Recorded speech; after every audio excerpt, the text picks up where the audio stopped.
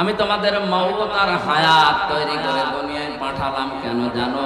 আমি চাই তোমাদের ভেতরে সব চাইতে ভালো কাজ কে করে আসতে পারো। আল্লাহ পাক যদি বলেন ভালো কাজ করে থেকে যেতে পারো, তাহলে আয়াত আমি পড়তাম না। যেহেতু লিয়াবলুয়াকুম আইয়ুকুম আহসানু আমালা দিয়ে আল্লাহ জানিয়েছেন ভালো কাজ করে কি আসতে পারো আমার কাছে।